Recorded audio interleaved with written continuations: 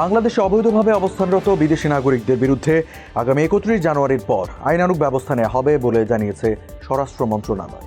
আজ 26 ডিসেম্বর স্বরাষ্ট্র মন্ত্রণালয়ের এক সতর্কীকরণ বিজ্ঞপ্তিতে এই তথ্য জানানো হয়। দর্শক, এসব নিয়ে এখনকার টিবিএস নিউজ আপডেটস, সাথে আছে আমি রঞ্জিত। অবৈধভাবে অবস্থানরত বিদেশি নাগরিকদের বিষয়ে নতুন সিদ্ধান্ত জানিয়ে সংবাদ মাধ্যমে বিজ্ঞপ্তি পাঠায় স্বরাষ্ট্র মন্ত্রণালয়। এতে বলা হয়, অনেক বিদেশি নাগরিক অবৈধভাবে বাংলাদেশে অবস্থান করছেন, কর্মরত রয়েছেন।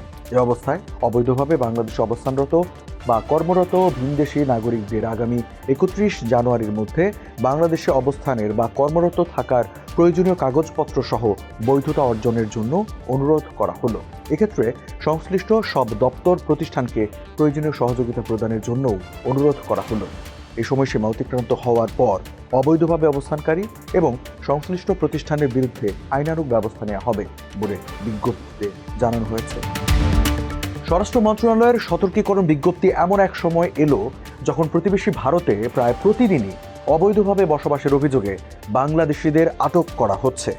দর্শক, এই ছিল এখনকার টিবিএস নিউজ আপডেটস। আরও সংবাদ ও বিশ্লেষণ জানতে টিবিএস এর সাথে থাকুন।